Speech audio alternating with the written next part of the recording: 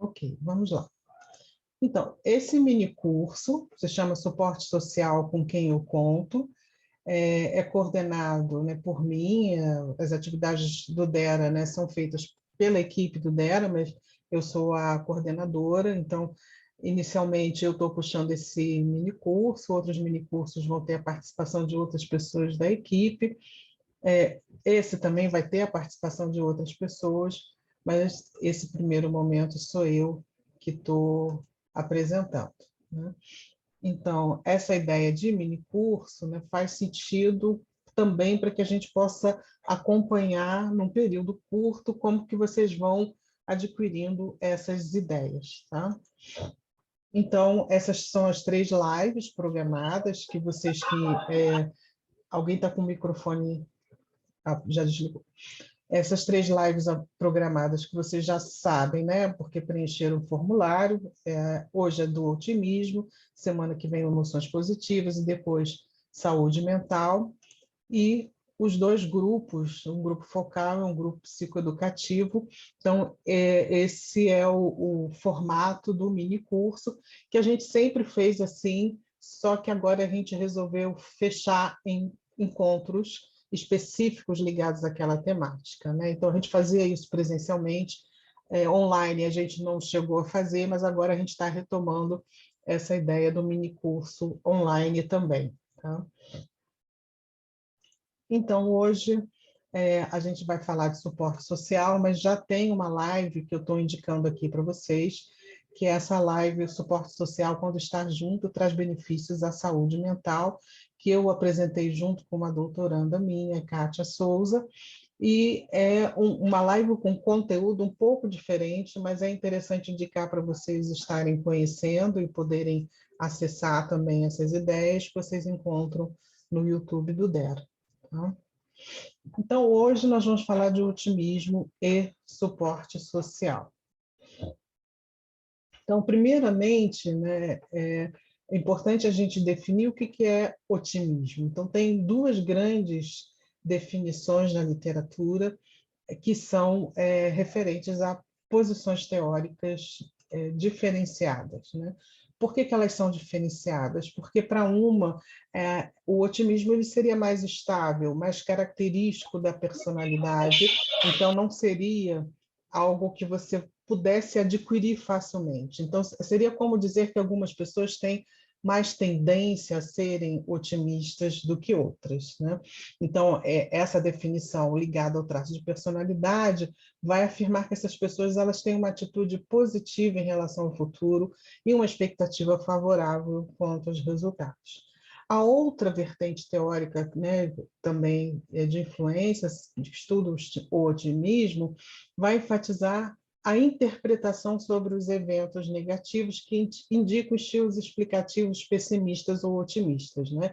Então, basicamente, é você, diante de algo que te aconteceu, você, se é otimista, você considera que aquilo foi evento pontual, diante de certas características do contexto, que não estavam completamente dependentes de você, e que você amanhã pode melhorar aquela situação de alguma forma, né?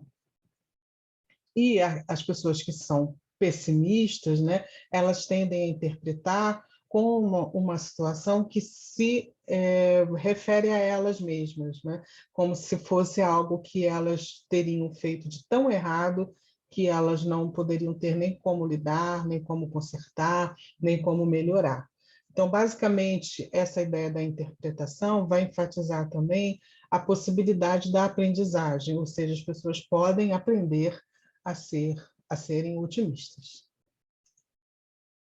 Então, classicamente, assim, no sentido até do cotidiano, a gente usa as palavras, né? Otimismo, pessimismo e realismo, né? Então, não é uma novidade no sentido de ser palavras completamente diferentes. Então, de modo geral, o otimismo é uma inclinação para esperar resultados favoráveis na vida, como um traço de personalidade, consiste na atitude positiva em relação ao futuro, esperando bons resultados. O pessimismo, um pouco, né, na contramão do otimismo, tendência a interpretar os problemas como incontroláveis, duradouros e generalizados para várias facetas da vida. Então, a tendência é você, porque se deu errado aqui, vai dar errado em outras questões da minha vida, e isso tende a durar, e isso foge ao meu controle. E o realismo, né, que é a visão, né, da vida tal como ela é, baseada na observação objetiva da realidade dos fatos, né? Como algumas pessoas falam, não sou otimista nem pessimista, eu sou realista. Então, eu logo a seguir coloco essa frase que remete a Charrot, que é uma autora que publicou um livro em português que se chama O Viés Otimista, que ela fala que essa é a verdadeira ilusão. E eu concordo com ela, que essa perspectiva, né, de que nós teríamos condição de acessar a realidade e de escrever a realidade tal como ela é uma ilusão. Então, aqui também remeto, né, a partir dessa ideia do copo, né, que vocês já devem ter ouvido falar, o copo cheio ou o copo vazio, né, que é uma pergunta que se faz para você perceber se a pessoa é pessimista ou otimista. Então, tem memes, tem piadas em relação a isso, que eu acho até que são engraçadas e interessantes para a gente pensar essas diferenças, né? Então, uma outra questão que é importante a gente ressaltar é que o otimismo ou o pessimismo ele está relacionado a uma resposta que eu dou à vida no meu cotidiano. Então, a resposta ao estresse, que são situações que a gente tem que enfrentar, problemas, né? Tudo isso vai trazer a possibilidade de a gente responder com otimismo ou com pessimismo. Vocês estão me ouvindo bem? Sim. Sim. Tá, parece que está cortando, mas enfim. Apareceu uma mensagem que estava ruim. Enfim, respondemos com otimismo ou com pessimismo, né? Então, essa resposta ao estresse, ela é tanto individual quanto ela é relacional. Ela não é necessariamente nem positiva nem negativa, ela pode variar, ela depende de vários fatores, né? Então, aqui eu indico uma live que a gente fez também e que está no YouTube, que é especificamente sobre estresse, que a gente não vai se alongar hoje, mas se vocês quiserem ter um pouquinho mais de conhecimento sobre o modo como a gente trabalha o estresse, tem aqui essa live, estresse e relaxamento, né? Então, uma questão, né, que a gente pensa a partir dessa ideia que a resposta ao estresse não é só individual, ela também é relacional, é essa ideia que está, né, que aliança, né, com a questão do suporte social, é que nós podemos ser ajudados na forma como respondemos ao estresse. E isso depende do modo como percebemos o suporte social, ou seja, temos relações, temos pessoas em torno de nós que nos apoiam nesse cotidiano que é estressante. Como é que eu percebo esse suporte social? Então, aqui é importante a gente fazer essa distinção entre aquilo que a gente poderia chamar de suporte social real, objetivo, quantificável, concreto, e aquilo que eu percebo desse suporte social. Então, pode ser até uma atitude muito simples de uma pessoa, né, que estou num lugar estranho, vou procurar, né, um endereço que eu não conheço, e alguém me apoia, e alguém resolve me levar até esse lugar para que eu possa chegar mais facilmente, né? Então, isso é uma coisa simples, cotidiana, que me ajudou com o apoio. E como é que eu lido com isso? Eu falo assim, isso é uma bobagem, isso não é importante na minha vida. Eu falo assim, nossa, que legal, eu tive ajuda. Essa pessoa não precisava me levar até o endereço, mas ela me levou. Então, é essa percepção dessa ajuda, desse apoio que eu recebo, é que vai tender a eu fazer uma avaliação mais positiva das circunstâncias vividas. Então, temos lá os estresses cotidianos, eu recebo um apoio, não precisa ser de muitas pessoas, mas um apoio de alguém, não precisa ser um apoio total, mas um apoio em uma parte da minha vida. E eu, quando olho para esse apoio, eu penso, nossa, como isso foi importante para mim, né? Então, essa percepção faz com que eu seja mais otimista, e isso aumenta o meu bem-estar, né? E, por consequência, isso tende a atrair mais amigos e a manter as amizades, né? Então, essa é uma questão do biscoito ou do ovo da galinha, que a gente vai retomar depois, né? O que vem antes, você tem mais amigos e fica mais otimista, ou você fica sendo mais otimista, tendo uma percepção mais positiva das suas relações, você atrai mais amigos e amigas, né? Então, essa é uma conclusão dessa pesquisa, né, que foi feita sobre essa percepção do suporte social e o modo como as pessoas respondem ao estresse, e eles concluíram que quem acredita na sua rede de suporte social tende a expressar suas emoções mais livremente, facilitando a resposta aos eventos estressores, né? Porque essa é uma tendência. Quando você é pessimista, você tende também a ser evitativo, né? Você acha que, então se eu for perto desse problema, ou se eu resolver lidar com esse problema, aí sim que as coisas vão piorar. Então, eu tendo a ser evitativo e guardar a experiência emocional em relação àquele problema. As pessoas otimistas tendem a acreditar que elas podem lidar com o problema e que, se elas expressarem, né, de alguma maneira o que elas estão vivendo emocionalmente, isso vai ajudar e não atrapalhar, né? E isso também atrai mais as pessoas no cotidiano. Então, essa pesquisa, né, que eu estava falando, ela foi feita, né, uma amostra de 76% de universitários, né? Então, nesta amostra, o apoio social percebido pareceu ser um mecanismo pelo qual os otimistas se engajaram ativamente em seus desafios de vida, né? Então, aquela ideia, né, do que vem primeiro, o que vem demais, é o biscoito fresquinho, né? Enfim, o ovo ou a galinha. E então, a ideia de que o apoio social é que interfere no otimismo e que, por sua vez, interfere no modo como as pessoas encaram os desafios da vida. Então, essa é uma outra conclusão dessa pesquisa que eu acho interessante, que ensinar as pessoas a construir e manter relacionamentos, bem como reinterpretar seu apoio social como valioso, poderia encorajar a adoção de estilos de resposta ativos e desencorajar os comportamentos destrutivos, o que se traduz em bem-estar, né? Então, quanto mais eu perceber o suporte social como valoroso, mais eu tendo a acreditar na solução dos problemas, menos eu vou me encaminhar para comportamentos que sejam destrutivos. Então, essa é a questão que eu já falei, essa é uma outra pesquisa, essa pesquisa é mais antiga, mas eu acho ela muito interessante, né? Porque ela traz algumas ideias que eu acho que ainda precisam ser mais investigadas, né? Que é essa relação entre o otimismo, pessimismo e a amizade, né? Indivíduos otimistas tendem a manter amizades desde a infância. Então, são algumas pesquisas que indicam isso e outras que indicam indivíduos pessimistas tendem a ter amigos pessimistas, né? Então, essa é uma tendência. Embora na pesquisa exatamente que eles fizeram, eles perceberam que os homens otimistas tendem a buscar amigos homens otimistas, né? Então, essa foi uma relação mais forte entre homens otimistas e amigos homens otimistas. E que isso não ocorreria da mesma forma com as mulheres, isso é curioso, né? Mas uma das interpretações possíveis é que as mulheres tendem a aceitar mais as diferenças, variando os tipos de amigas que têm, ligado à necessidade de cuidar uma das outras, né? Umas das outras. Então, as mulheres teriam mais o hábito de poder se expressar, de falar de si, da sua experiência emocional, num espectro mais amplo, né? Não só otimista, né? Os homens não tenderiam a querer enfatizar mais a questão do otimismo, né?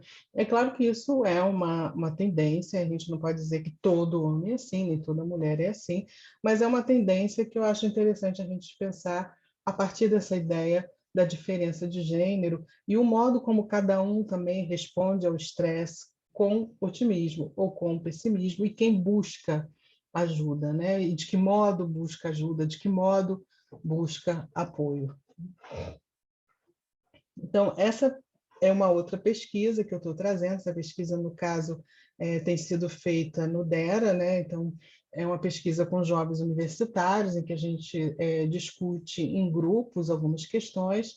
Essa foi especificamente relacionada às alegrias e os sofrimentos da vida universitária, e eu trabalhei, né, os dados e escrevi um texto, que é um capítulo de livro, que é sobre a construção identitária do jovem universitário.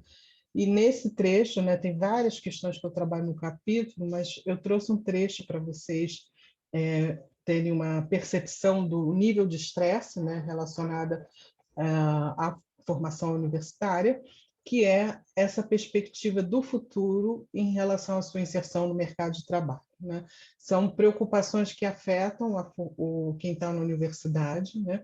Os desafios dessa conquista, que é você ter uma profissão e poder se sustentar com essa profissão, né? E que em um cenário macroeconômico desfavorável, afeta mais negativamente o bem-estar dos jovens, né? Então, eu discuto toda essa questão relacionada à origem, né? Assim, jovens que têm uma origem com menores condições financeiras vão ter mais dificuldades de encontrar esse lugar no mercado de trabalho, e é uma tendência a diminuir a confiança em relação ao futuro.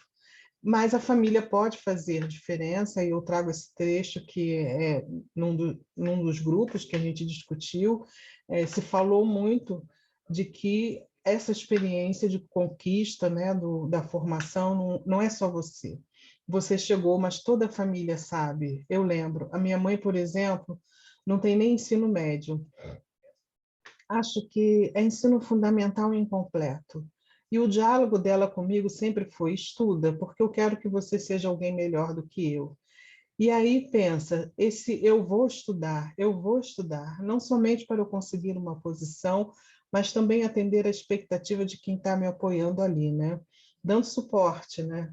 Então, é uma vitória compartilhada. É você, seus pais, todo mundo celebrando. Isso é muito bom. Então, essa é uma perspectiva otimista, né, em relação ao futuro, quando você tem esse apoio, que ainda que esses pais não tenham a mesma formação, não tenham a mesma experiência, eles acreditam que esse filho jovem vai alcançar. Então, eles apoiam nesse sentido: vai em frente que você vai alcançar. Isso faz com que a orientação para o futuro desse jovem seja positiva. Oi. Oi, eu ia fazer uma pergunta com relação ao slide anterior, você pode colocar lá? Uhum.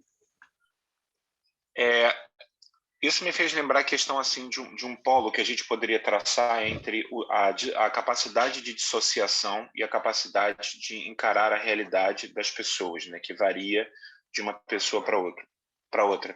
A gente pode dizer que quanto mais dissociado uma pessoa ela consegue desenvolver a sua dissociação diante dos cenários desfavoráveis, isso é diretamente proporcional aos níveis de otimismo ou pessimismo dessas pessoas, ou seja, uma pessoa mais dissociada seria uma pessoa que poderia interpretar um maior otimismo, enquanto que uma pessoa mais por dentro das condições do contexto que ela se insere, ela poderia talvez desenvolver um pessimismo maior. Então, essa é uma questão complexa, né? Mas a gente pode, assim, tentar sintetizar. Eu gosto muito da Poliana, embora a Poliana seja um pouco difamada, né? No sentido de não ser reconhecida nas suas qualidades, né? A Poliana, ela muitas vezes é tida como uma jovem que é dissociada, porque ela faz uma leitura da realidade muito positiva. Se eu perdi alguma coisa aqui, não significa que isso seja o fim da minha vida, isso significa que talvez eu tenha que aprender alguma coisa com isso. Então, essa leitura, né, de que os otimistas são dissociados, é uma leitura que valoriza a perspectiva da realidade como sendo mais valorosa, né? Então, a realidade, o acesso à realidade é valorizado, e se você não percebe a realidade tal como ela é, e você enfeita a realidade diante de perdas, diante de situações difíceis, né, você seria uma pessoa dissociada. Eu não concordo com essa leitura, eu acho que é um esforço, né? Poliana, eu li os 2 livros e gostei muito, né? Poliana Jovem é o segundo livro, e a Poliana, que quando eu fui ler e fui conhecer, né, eu pensei assim: gente, não tem nada a ver com essa Poliana que a gente fala assim cotidianamente. Você é muito Poliana, como se fosse essa pessoa assim, você está fora da realidade, né? Esse seu otimismo não tem sentido, né? E E é justamente ao contrário, né? A Poliana é aquela pessoa que dá a resposta ao estresse pensando, sentindo, percebendo, sofrendo, né? Vivendo tudo aquilo, e aí ela se pergunta: como é que eu posso lidar com isso da melhor forma possível? Né? E quando eu me pergunto isso, até me emociono, porque isso não é fácil, né? E as circunstâncias da vida podem ser muito difíceis. E você ter um olhar positivo não significa que você não reconhece essas dificuldades. Significa que você olhou para elas e, sabendo quão difíceis elas são, você ainda assim consegue ter um olhar otimista para o futuro. E é uma aposta, não é uma certeza. Respondi a sua pergunta. Sim, sim, claro, obrigado, Ed. Então, essa questão, ela também é conhecida como orientação para o futuro, e aquilo que, né, nos orienta para o futuro é aquilo que oferece sentido à nossa vida e ajuda a gente a construir metas, planos, explorar a vida, firmar compromissos e orienta a trajetória de desenvolvimento e dos comportamentos. Então, quando você tem uma orientação para o futuro que é positiva, você tende a ter maior confiança, você tende a ter mais energia para lidar com seus planos e se comprometer e executar suas tarefas, né? E é claro que a gente não pode ser inocente, assim, a gente está aqui falando de uma forma mais simples e direta, mas isso é a conjugação de aspectos múltiplos, né? São aspectos pessoais, tem a ver com seu temperamento, tem a ver com seus objetivos e valores, tem a ver de onde você parte também, que são os aspectos ambientais, a sua cultura, a sua condição socioeconômica, né? Então, tudo isso se conjugando, né? A gente pode pensar que a orientação para o futuro pode facilitar uma transição bem-sucedida para a idade adulta, a depender do contexto. Então, não é simplesmente seja otimista, independente do seu contexto, é nesse contexto que recursos você tem, a partir dos seus objetivos, dos seus valores culturais e pessoais, das suas condições socioeconômicas, né? Então, os jovens que eu tenho pesquisado em entrevistas são de classes sociais muito diversas, né? E o que a gente vê hoje, infelizmente não com a mesma intensidade, mas principalmente nas primeiras pesquisas que eu fiz, as políticas públicas trouxeram essa ideia de uma orientação para o futuro muito positiva, né? Então, você pode sair da classe popular e você entra na universidade com cota, com bolsa, e você tem alguma chance que seus pais não tiveram, justamente porque estavam baseados na ideia da sobrevivência. E a ideia da sobrevivência é basicamente o trabalho físico, né? E aquilo que você vai comer. Mais do que isso, não dá para ir além, né? Então, se você muda o contexto, você também tem maiores chances de orientação para o futuro que sejam positivas, né?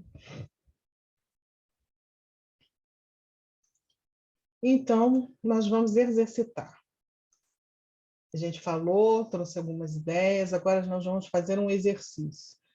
Para fazer esse exercício, eu peço que vocês sigam a minha orientação, né?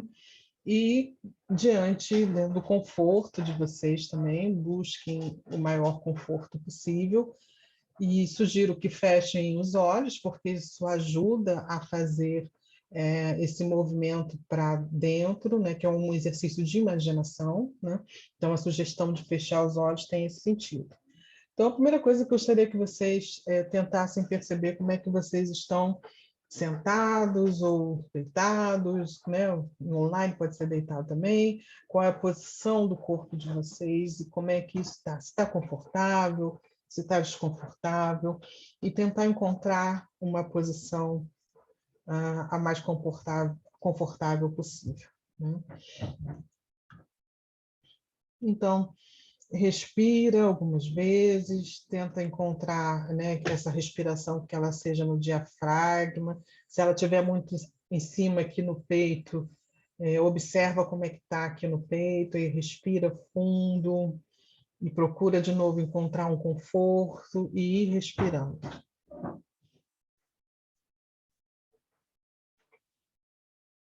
Então, agora eu vou dar algumas instruções para vocês.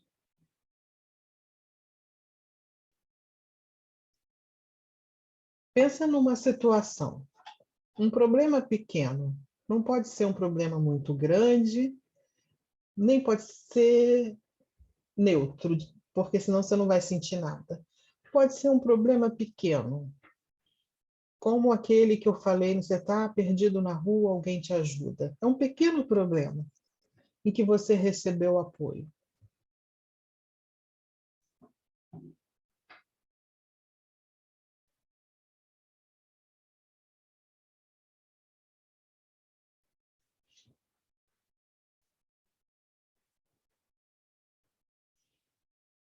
Encontraram essa situação, esse pequeno problema?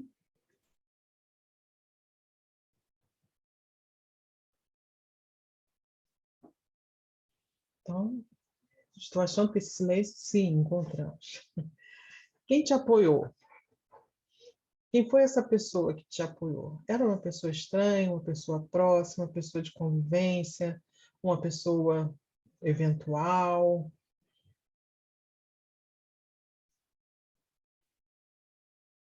Como você se sentiu com esse apoio? Tenta buscar uma palavra para você definir. Eu me senti assim. Se não for uma palavra, pode ser uma frase, né? Eu me senti, uma frase.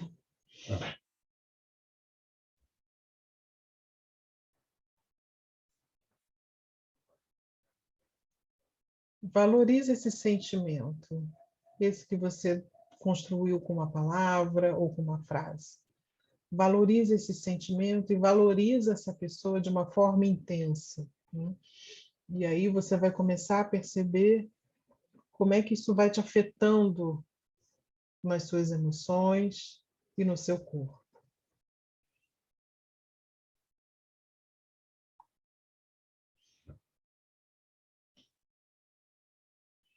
Aí percebe se muda alguma coisa.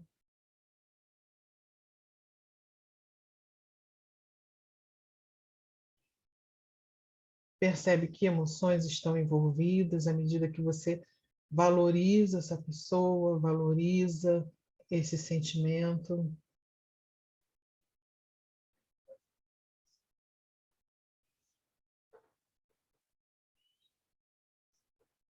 Percebe também as mudanças no seu corpo.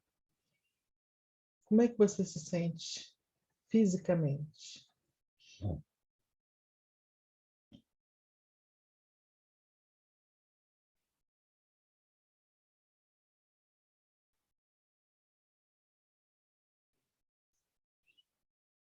Então, percebeu suas sensações corporais, né? E agora, percebe se isso teve alguma diferença na sua percepção em relação a esse problema no futuro.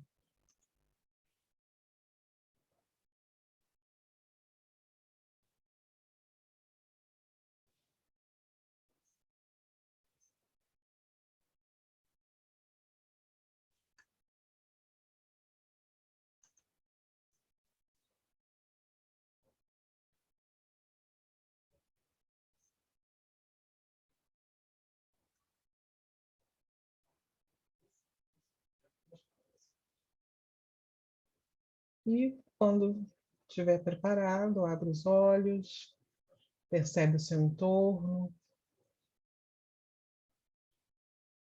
percebe o computador na sua frente, ou o telefone, celular, e vamos retornando para terminar a apresentação e depois a gente vai poder conversar sobre essa experiência, né?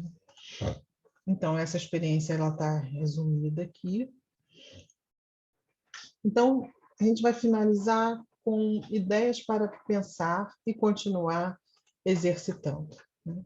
Então, a primeira ideia a respeito do otimismo é que, ainda que o otimismo seja uma característica de personalidade, e mesmo que ele possa ser aprendido, ele é afetado pela percepção do suporte social, né?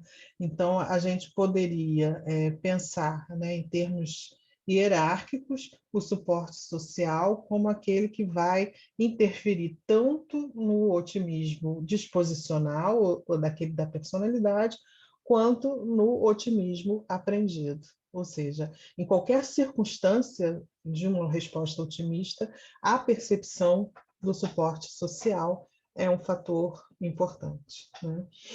A outra ideia para a gente refletir sobre o suporte social é que essa percepção positiva do suporte recebido pela rede social afeta a resposta ao estresse, né?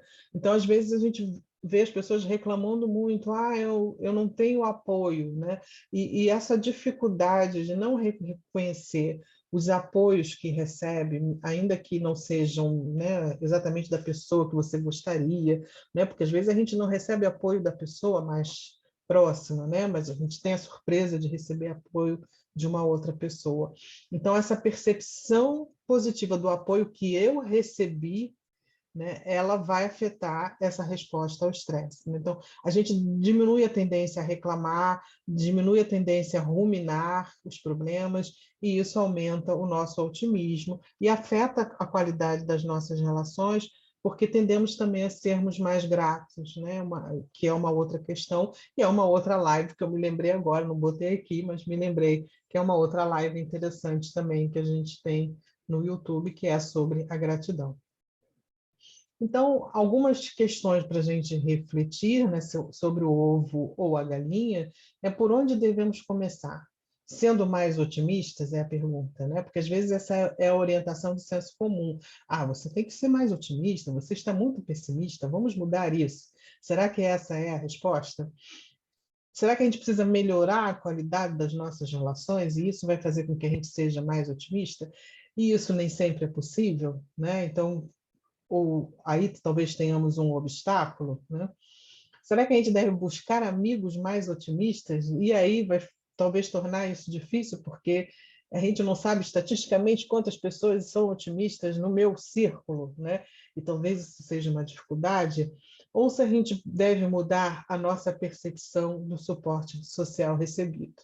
Então, pelas pesquisas que a gente trouxe aqui hoje, eu tendo a ficar como uma resposta positiva para a última pergunta. Sim, mudar a percepção do suporte social recebido vai fazer com que a gente seja mais otimista, que melhore a qualidade das nossas relações, que a gente possa estar entre pessoas mais otimistas, né? Mas essas são questões que continuam para a gente refletir, se perguntar e incrementar pesquisas, né? Nem todas nós vamos fazer, mas a gente pode acessar as pesquisas que são realizadas, né? Então, a tarefa, como mini curso, a gente vai ter outro encontro, a gente vai continuar essa conversa. Então, a tarefa é que, durante a semana, vocês façam esse exercício de lembrar de outras situações e repetir essa percepção de valorização do suporte social recebido. E, se possível, dividir isso com a pessoa que te apoiou. Eu digo se possível, porque às vezes, né, como eu falei, é um evento pontual, nem sempre você pode chegar a pessoa, você me trouxe até aqui esse endereço, você não sabe o bem que você fez à minha vida. Você vai parecer um pouco exagerado, né? Mas às vezes pode ser até interessante, né? Porque a conversa com o estranho também pode ser uma fonte de bem-estar surpreendente, né?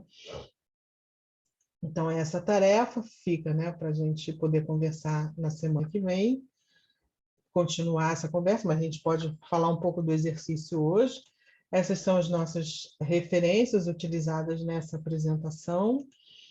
Nós agradecemos a presença de vocês, temos aqui, né, as informações das nossas redes sociais no Face, no YouTube e no Instagram, né, para quem não acessou poder seguir a gente.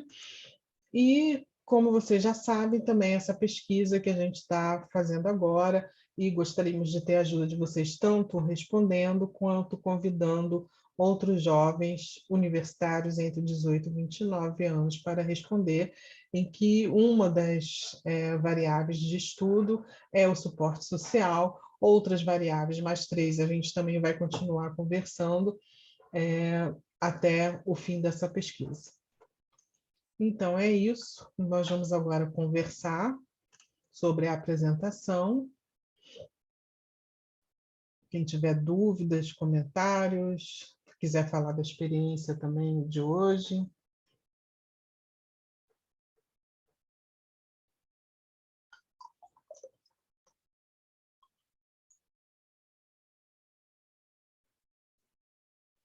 Como é que vocês estão aí? Podem me sinalizar com as reações aqui no Zoom?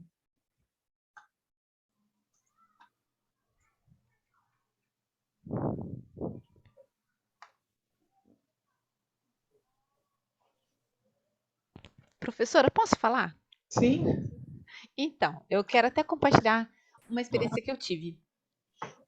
Eu estou começando há pouco tempo a me identificar etnicamente, né? Assim, por ser uma preta de cor clara, eu tinha muita dificuldade de saber onde que eu estava, né? Uhum. E uns 5 anos para cá eu tenho pesquisado, né, sobre racismo, tenho pesquisado mais sobre feminismo, que é outra frente que tem chamado minha atenção. E eu acabei participando de um livro com um colega meu de conversas pretas. E teve uma live de lançamento desse livro em novembro do ano passado. Eu falei com os amigos meus, né? Convidei algumas pessoas, né? Para conhecer o lançamento e tudo mais. E eu passei por uma experiência muito parecida com com o que a senhora falou agora, né?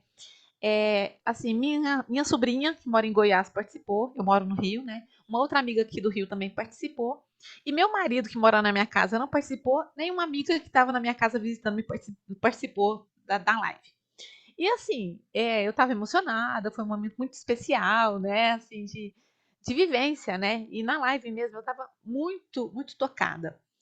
E eu fiquei muito feliz, porque minha sobrinha, na correria dela, nas atividades, ela participou. Uma amiga minha também, que a gente trabalhou junto há muito tempo, participou. E meu marido, que estava em casa, sabendo dessa minha pesquisa, dessas minhas inquietações a respeito do assunto, ele não participou, porque ele nem sabia que era hoje, sabe aquela coisa assim que ficou meio no ar, né? E aí eu falei com minha sobrinha e falei com a minha amiga assim da importância delas terem participado dessa live, sabe? E foi muito feliz do apoio que elas me deram. Realmente, como alguém escreveu, acho que foi a Mariana que escreveu no chat, né? Que eu me senti muito acolhida. E quando eu contei para elas, né, da felicidade que eu senti delas estarem ali comigo, elas também ficaram muito felizes. Então, sabe assim, foram 2 momentos muito especiais. O momento que eu vivenciei esse apoio e quando eu dei o retorno para elas do quanto foi especial elas estarem ali comigo, né? Então, sabe aquela coisa assim que o otimismo contagia, né? Essa coisa boa, essa coisa da gratidão. E quando a senhora falou, né, dessa experiência agora, desse momento, veio logo na minha cabeça essa experiência, tanto a positiva dessas pessoas que estão longe, como a senhora falou, que às vezes a gente espera que esteja perto, seja esse nosso apoio, e de alguém que está mais longe, né, poder fazer isso, e até mesmo a questão da tecnologia, que às vezes você pode estar perto pelas redes sociais, não só fisicamente, né, principalmente em período de pandemia. Grata pela oportunidade. Que bom, acho que você trouxe uma boa exemplificação, né? O Vinícius escreveu aqui, achei uma experiência muito interessante, me fez refletir sobre como nos influenciamos pelo suporte que temos das pessoas ao nosso redor. Que bom, Vinícius.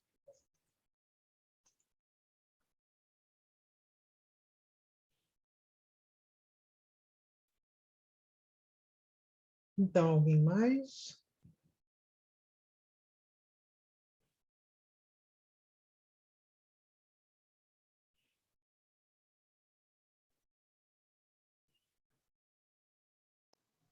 Posso fazer uma pergunta? Mais Sim, uma? sim. O sentir-se acolhida é também uma percepção?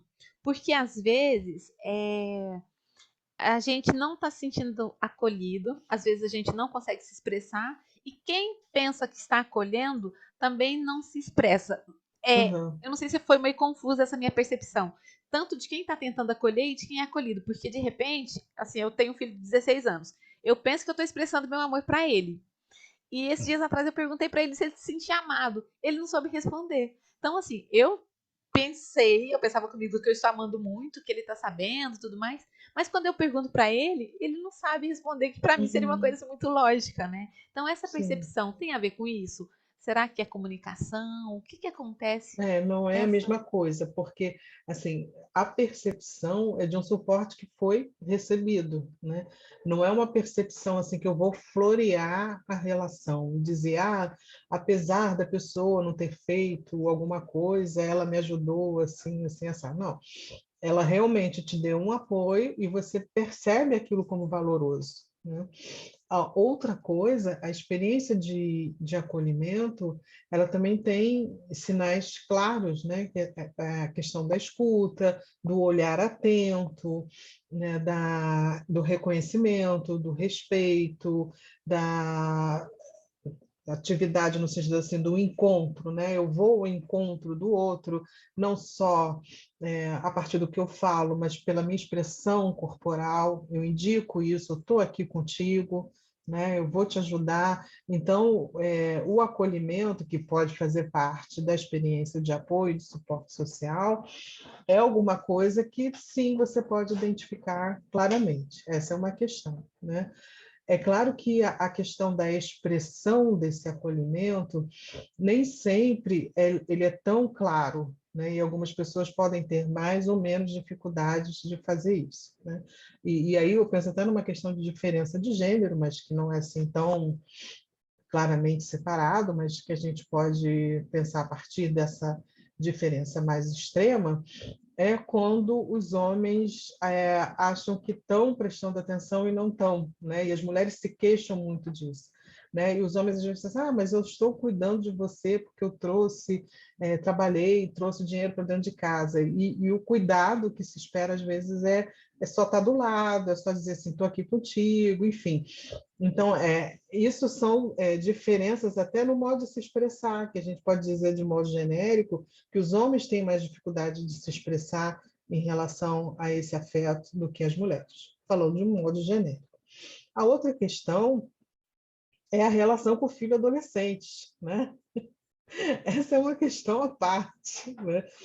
Se ele tem dúvida a respeito do que você está oferecendo para ele, isso faz parte do processo reflexivo dele, que é muito característico da adolescência e que é importante também, que ele possa ter um tempo para pensar, porque a criança ela é muito expressiva e muito direta, né? Eu sigo uma página no Instagram que eu me divirto. Cada coisa que a criança fala que eu acho lindo. Sabe uma coisa assim, bem humorada, tipo ver gatinho no vídeo de gatinho, eu vejo essas frases dessas crianças. Aí eu me lembro de uma que era assim, a mãe falando para o filho, filho, isso é uma criança, né? Filho, eu te amo daqui até a lua. Aí a criança respondia, mãe, eu te amo daqui até o ventilador, porque eu só quero te amar de pertinho. É a coisa mais fofa, né? Então a criança expressa isso numa espontaneidade que até surpreende a gente, né? Tanto no positivo quanto no negativo. O adolescente, se ele está precisando pensar, é ótimo. Está na fase dele, ele precisa pensar, né? E você precisa respirar para esperar a resposta dele e não achar que ele não recebe amor, não se sente amado. Só que ele está num outro momento, ele está mais reflexivo, ele precisa elaborar melhor o que são as relações, o que é amor, né? Isso é muito característico dessa fase.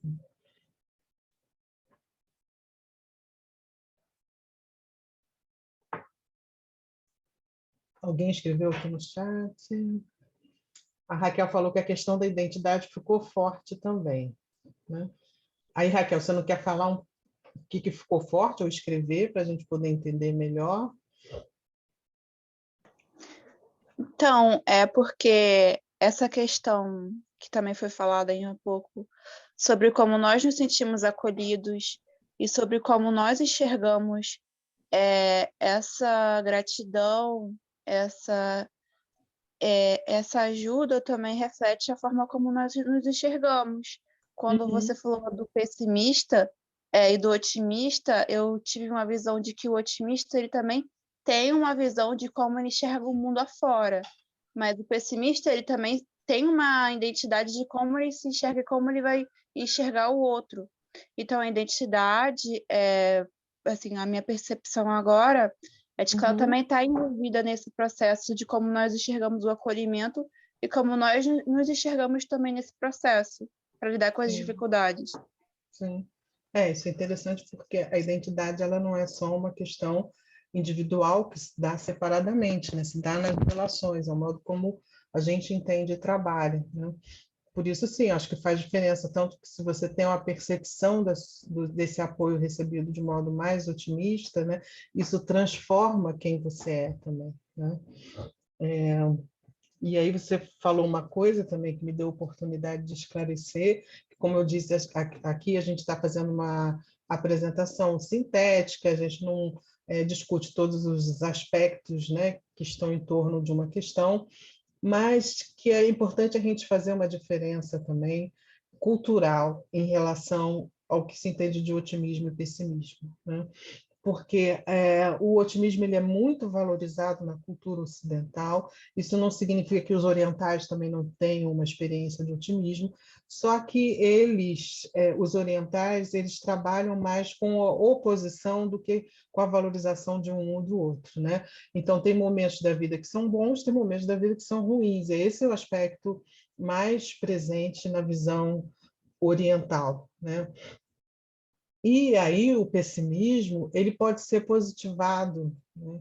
Por isso que eu liguei que você falou com a questão da construção identitária até em relação à cultura, né? A cultura onde nós estamos. Então, quando o pessimismo ele é valorizado, ele pode ter essa direção, essa orientação para o futuro, no sentido de como que eu vou me precaver dos problemas ruins, das coisas ruins que possam acontecer. Então, ele é um pessimista que vai trabalhar para que as coisas deem certo, né? Então, essa é uma outra visão do pessimismo que eu acho muito interessante para a gente relativizar, né? Que nem sempre a gente pode dizer que ser pessimista é ruim. Só que, no modo como eu trouxe na apresentação aqui, eu trouxe numa relação de oposição que é muito característico da visão ocidental. E moderna também, né? Em que há uma atitude positiva em relação ao futuro, uma atitude negativa em relação ao futuro. Então, eu acabei de relativizar, dependendo de como você entende a pessoa, né? O modo como a pessoa lida com o estresse, o pessimismo pode ser uma resposta positiva também. Percebe isso? Entenderam? Fui clara? Entendi, sim. Então, se você conhecer alguém pessimista, no sentido de que era uma pessoa que se planeja, né? Acho que a gente tem que ser otimista para reconhecer isso como uma qualidade. E não exatamente, temos que ser todos otimistas no nível, né, que a gente entende que é o nível top do otimismo, né?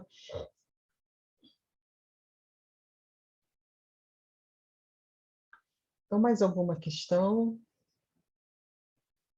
Divina falou, professora, encantada com o seu trabalho, obrigada. A Noemi falou, sim, está claro.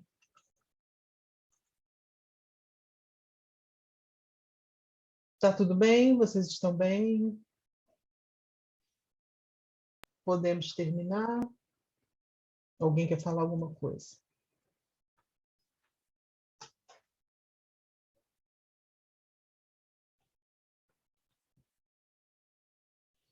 A Noemi falou que foi muito bom, obrigada.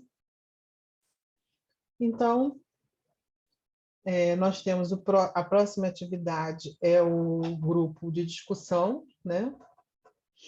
O Vinícius falou isso também, acho que está claro, explicou bem sobre os temas que vamos abordar ao decorrer das lives. Obrigada. Obrigada, Vinícius. Alguém escreveu mais alguma coisa? Esse grupo é só para jovem. Sim, o grupo focal é só para 18 a 29 anos. Tá bom? Que é no dia então, de... Eu posso divulgar lá na faculdade, né, os grupos que a gente tem para os jovens participarem da pesquisa? Sim, claro, por favor. Obrigada, Divina. A diferença entre os dois grupos está na técnica, né? O grupo de discussão, a técnica basicamente é focar na discussão. O grupo psicoeducativo tem outra técnica que o foco é diferente, não é só na discussão, o foco também está na experiência emocional e corporal. Tá bom? E a melhor forma de entender é participando. Participando, vocês vão entender a diferença. Eu queria fazer uma pergunta. Então, Sim. Quem for maior de 29 não participa dessas lives? Como é que é? A ideia é essa. Você tem quantos anos? Se eu posso perguntar isto. 33. 33, é. É porque a gente faz isso assim, por uma questão de recorte da pesquisa, né? Então, a princípio, é só para quem tem 29. Você não parece que tem 33, por isso eu perguntei. Quem sabe se eu tivesse 30, mas não, vamos abrir uma exceção, mas esse é o recorte da pesquisa, 18 a 29 anos. E depois, é claro, se vocês demonstrarem interesse, a gente pode avaliar, fazer esses grupos para quem tem interesse acima de 29 anos. Tudo bem, obrigada. Então, tá bom. Agradeço a presença de vocês e até semana que vem. Obrigada, professora. Tchau.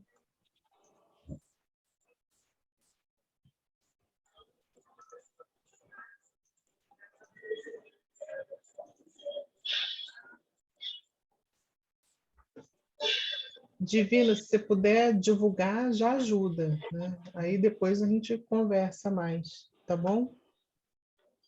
Tchau, Beatriz. Ok. Tchau, tchau. Ah, que pena, Beatriz. Então, até semana que vem. Meu Deus, eu vou perdeu ela toda. Depois eu vou colocar no YouTube também, esqueci de dizer isso. Então, tchau. Até semana que vem.